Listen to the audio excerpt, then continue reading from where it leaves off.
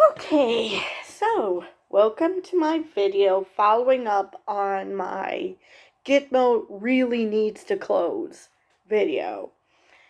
And this video is when an independent investigator from the United Nations finally was able to talk to the inmates at Gitmo.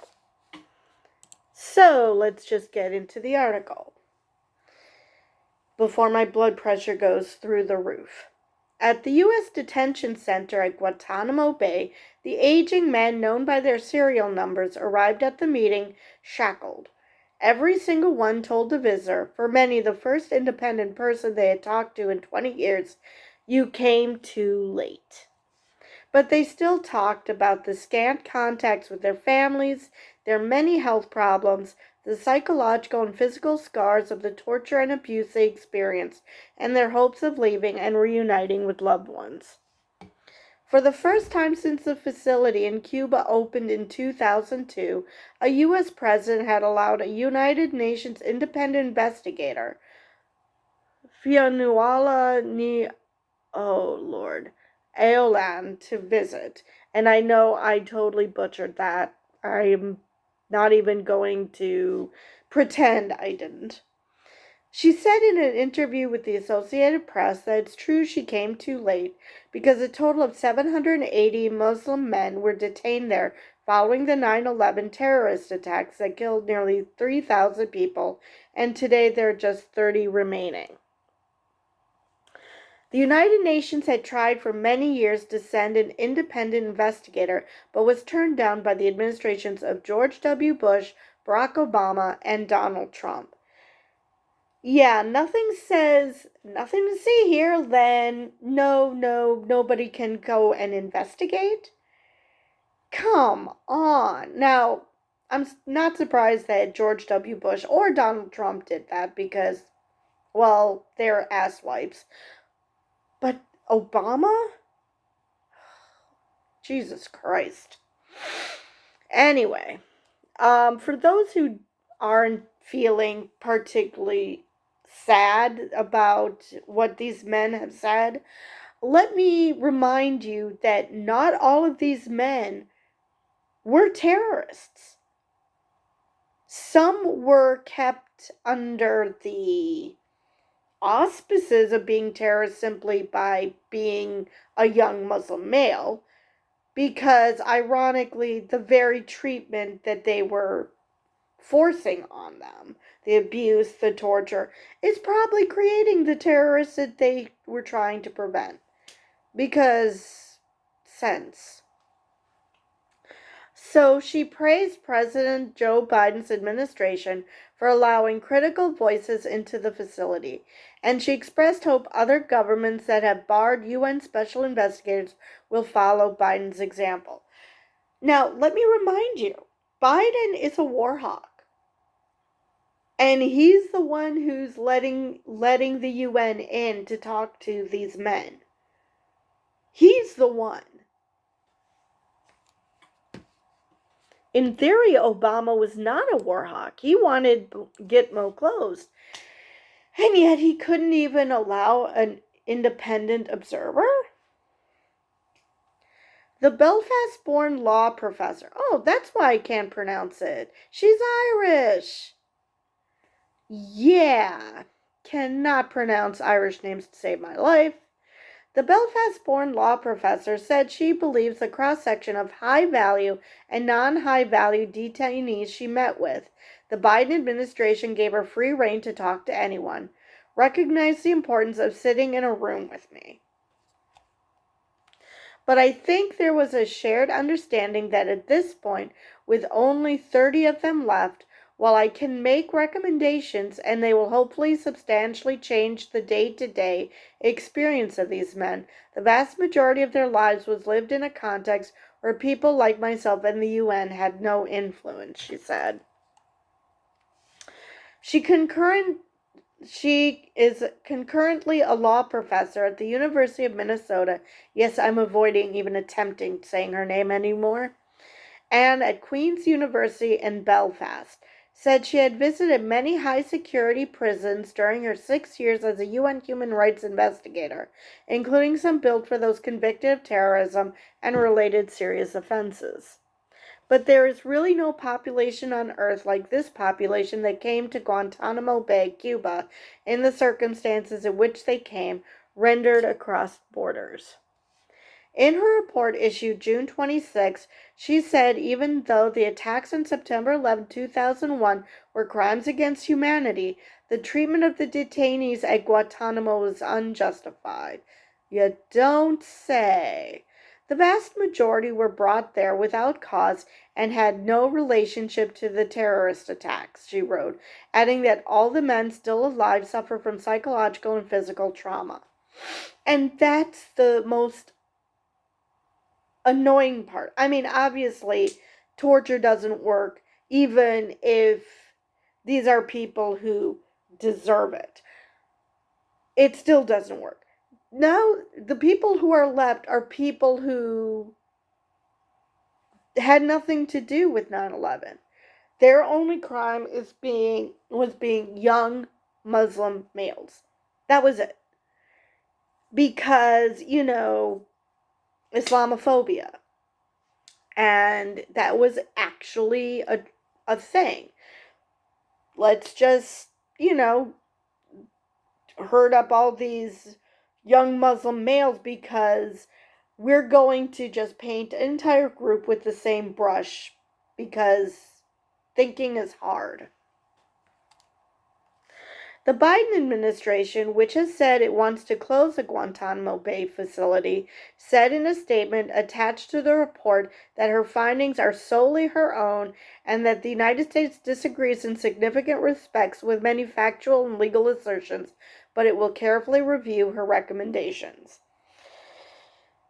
Translation: yeah, you got us, but we're not going to admit it because that would just destroy our reputation. Because the whole Guantanamo Bay, everything that happened after 9/11 and Donald Trump didn't significantly destroy our reputation to begin with. But yet they're going to review her recommendations because either they're going to pretend they give a shit or because they actually do want to do better. I mean, it's entirely possible that there are some members of the administration, maybe Biden himself, who does want to do better. He did say he wants to close it, so. But then again, so did Obama, and he didn't even let the UN in. So, yeah, I don't have high hopes for this. In last week's interview with the AP, she talked about what she saw on a personal level. She said all U.S. personnel are required to address detainees by their intermittent serial number, not their name, which she called dehumanizing. Yeah, I can say that word. Which, well, yeah. I mean, that's just, I thought that was common sense that, calling people by their name actually makes them human. I didn't think that was, but then again, if you're operating under the assumption that these people aren't human, it kind of makes sense that they were doing that, because it's not like they're detaining human beings, but scum of the earth because they're the wrong religion or something. So she also said she is expressing concern about 3 detainees who have not been charged and live in a complete legal limbo, which is completely inconsistent with international law. Of the others, 16 have been cleared to leave, but haven't found a country willing to take them, and 11 still have cases pending before U.S. military commissions. That is just horrible.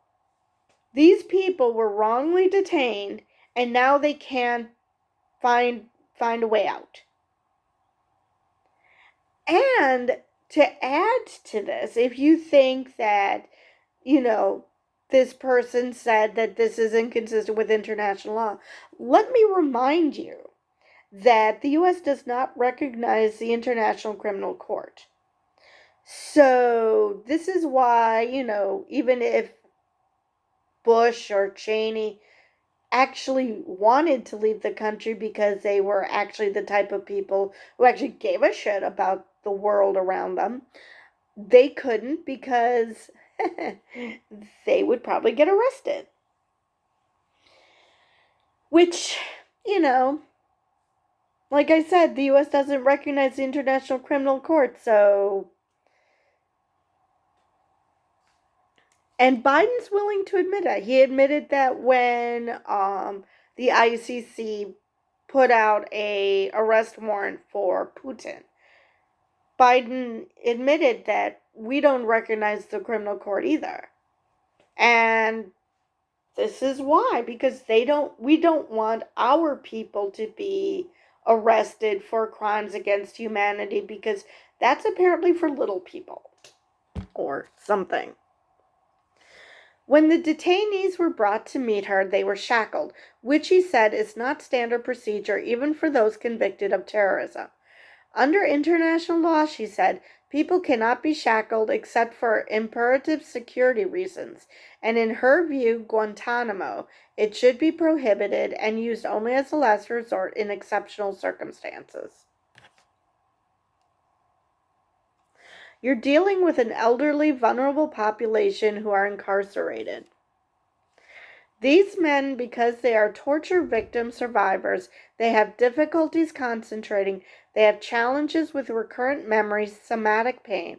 Many of them struggle with mobility and other issues, including permanent disabilities, traumatic brain injuries, chronic pain, and gastrointestinal and urinary problems, she said.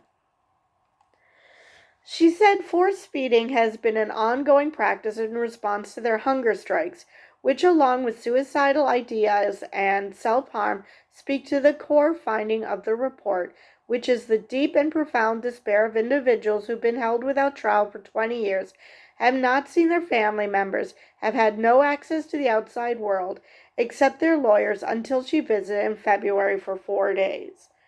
That is just horrible.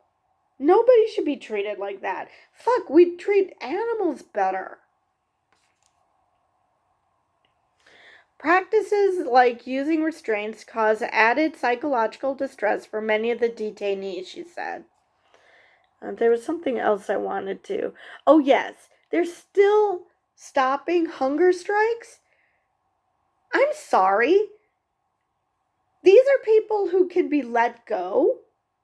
These are people who are in legal limbo, and they've been shown that they're not a danger, and you're still forcing them to do anything? Good God.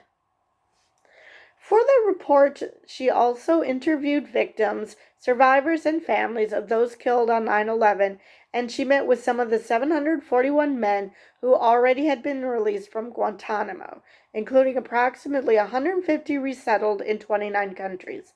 The rest returned home, and 30 men have since died. We don't know how, though. Or at least this article doesn't state. What the men still at Guantanamo and those who have been released need most, she said, is torture rehabilitation. Every single one. And the U.S. is a leader in torture rehabilitation. Now, even if these people were convicted of terrorism against the U.S., how is treating them like shit, torturing them, abusing them, how is that making them think, oh yeah, the U.S. wasn't so bad, maybe I was wrong to do what I did? Exactly how does this help? All this is going to do is harm them, or the people who didn't participate in terrorism. They are certainly not going to have any love lost for the U.S. now. These people are fucking morons. She welcomed Biden's extraordinary statement on June 26, the International Day in support of victims of torture, reaffirming U.S. opposition to all forms of inhumane treatment and our commitment to eliminating torture and assisting torture survivors as they heal and in their quests for justice. Yet, we're still having issues with Guantanamo? I realize not all of this is Biden's fault. Actually, probably most of it isn't. Like, Obama wanted to close Gitmo in his first year, and then shit happened to prevent it, so. That tells me there's a capacity to remedy here, she said. Rehabilitation is critical for all torture victims, she said, but also for ourselves because that's what democracies do. We look at our past, we take it on board, and we address it because democracies are self-correcting. So self-correcting clothes get out. She called the communal meals and communal prayer for all detainees, which the U.S. emphasizes, very important. So at least they're allowed to do that. The men themselves are enormously important to each other in their rehabilitation, she said. There's an enormous bond of support and fraternity and care amongst these men for each other. She noted the detainees have some privileges. They're about to watch television and read books. There are language classes, some opportunities to learn about computers and art lessons. She said she was really gratified the Biden administration recently decided to allow detainees to take as much of their artwork as is practicable. Oh my God, I cannot read. Practicable when they leave. Oh, Lord. This creative work is enormously important to these men, she said, noting that a detainee who recently returned to Pakistan had an art exhibition in Karachi some weeks ago. And that is true. That does help in rehabilitation. It was not that long ago I saw that with a criminal, wrongly detained person in the U.S. who was doing all this amazing artwork, and he put up an exhibition when he got out. So, yeah, that does help. Among the many recommendations her report makes is for torture rehabilitation and additional education and training, especially for those cleared to leave. These men are going to go out into the world, she said. Many of them were young men when they were detained and rendered to Guantanamo Bay, Cuba. They're now old men, middle-aged men, who have to figure out how to go back into life, and many of them have huge anxieties. Well, yeah, because they were tortured. About providing for their families and about being fathers after so many years. Yeah, that totally makes sense. I mean, that's true for anybody who's been detained for multiple years. I mean, whether it was deserved or not, they need help getting reacclimated because recidivism, for one thing, when it comes to the general population of inmates, but when you talk about terrorists, well, what do you think they're going to do if they have no hope? They're going to get sucked back in, and those are for those who were already terrorists that get sucked back in. And for those who never had anything to do with terrorism but were wrongly detained, well, if they don't have a means of support, then they might get sucked into terrorism, which they probably never would have thought of before. So, yeah, this is the least the U.S. can do. So anyway, that's the end of that article, and I will see you guys in the next video.